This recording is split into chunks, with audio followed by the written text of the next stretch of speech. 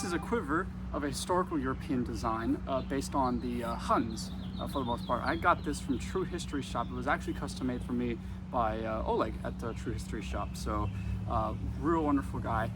He is really good at his craft. I got a couple other things from him that I do will subtly show off in my other videos, but nonetheless, I want to talk about this one specifically because I am a Roman archery channel.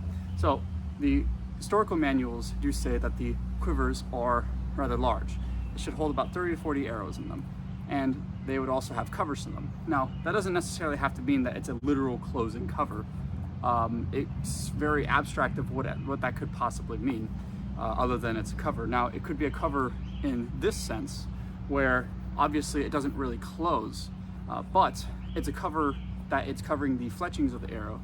So that way, when it's by your side, it's not sticking out so much. So it is a fully enclosed in a way, but there's still the opening per se. Not very much is known about that other than that they are cylindrical quivers and they're rather large. So this perfectly fits the bill, especially since this is based on step designs that was brought into Europe and was subsequently adopted by Europeans, including Germanics, and it's something that survived all the way through the medieval era. As you see inside, it's quite large. It can accommodate arrows that are pretty long, and given that the bows that they would have been used with have generally are pretty large and generally have pretty long draw lengths, like up to 32 inches in some cases, it makes sense that they would have been accommodated to have larger arrows. Now, these arrows I have is 30 inches, and it's just a handful of the arrows that I don't have broken. Need to order more, or maybe even fix them, kind of turn some into darts. But you put it in, you can see, you can basically shove a bunch in about right here. And see, I could put in so much more. So I would assume that this is kind of on the smaller side, and I can probably put it in about just up to 30 rather than the 40. So maybe there's generally quivers of slightly different sizes. This might be on the smaller side for war. Now, I made the mistake of not actually ordering a specific baldric that comes with it, thinking that it would fit through the belt. Now, the belt itself, because it has the buckles on them, it doesn't actually fit through these small holes right here. So what I actually ended up doing is I ended up innovating something, because I got these shoes as well that had these laces, and I received extra laces for them. So I took one of those laces and I looped them through here to be able to have something that can go around my belt and therefore hang off kind of like this.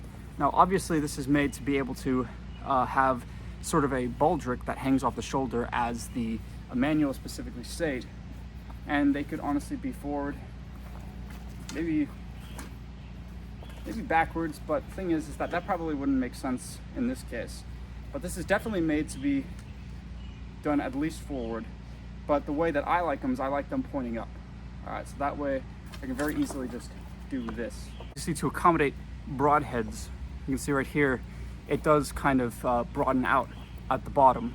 That way there's more room, so that it's not narrowing, it's not tapering to the bottom, but it's actually broadening in this sense. But for the most part, everything is basically as cylindrical as each other. Now, really nice, nice design that we have right here. Very cool. Having these things, they don't give you really like a tactical purpose other than maybe giving some integrity to the whole leather, so making it layered would make it great. You can see the edges sewn on, and you have this also really nice little looking design right here, which could really kind of highlight a sort of animistic sort of background, so something like the Huns and their religion of some kind, so something that you can definitely tell would be of steppe in origin, but nonetheless it is a design that would have entered into Europe, and at that time European Christians, maybe even Muslims, would have also had their iconography put on these kinds of things. Nonetheless, it's a cool little pattern. Historical Byzantine belt, that's actually what this is. It's a historical Byzantine belt. The buckles are based on archaeology. And I'm gonna have this around my waist, or actually around my hips, in my opinion. I kind of like to allow this to hang low, so that way when I'm pulling it up, I don't have to pull up as far, which I would assume is a preferable way to do it. So you tie it tight. Again, you want everything to be as form-fitting as possible. And you pull that through, you go. And therefore, it's right here. So it's right by the thigh. It's just here. You can see it's easy. So this is something that you can definitely do grabbing underhand like this. So you can loose, come back up like that. And my technique, if you've ever watched my videos, is that I like to have an underhand grip so that way it's vertical with the knock, and I have a very efficient, quick knocking technique that doesn't require much fanciness to it. I don't have to hold it in the bow hand to be able to do this.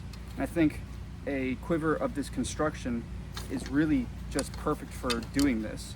So the fletchings aren't poking out, it's still relatively covered and secure for this reason.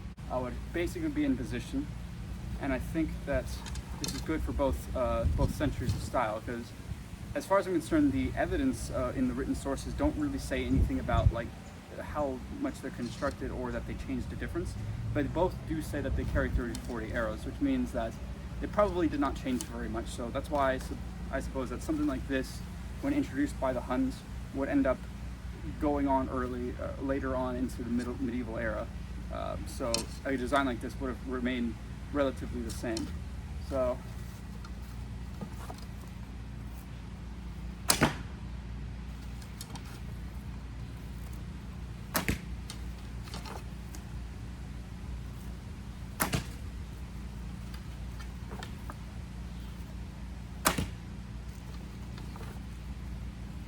I didn't get quite the knock there.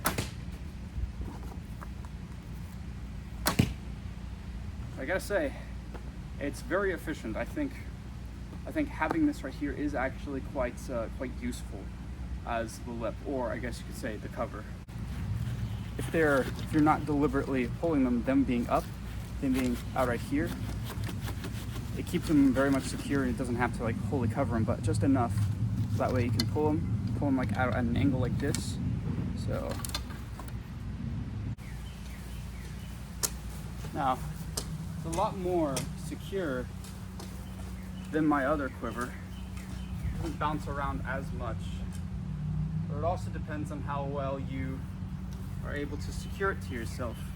And with this, basically the tighter that you have it, or the closer that you have the loop, say if you had it under here, then it's obviously going to bounce around a little less, but there's going to be some bounce to it, and that's just something that you'll have to kind of get over when you train. So it's just something that you have to get over. Now, let's say when you're in like a kneeling position, how well does this do anything? Well, let's try a back kneeling position. All right.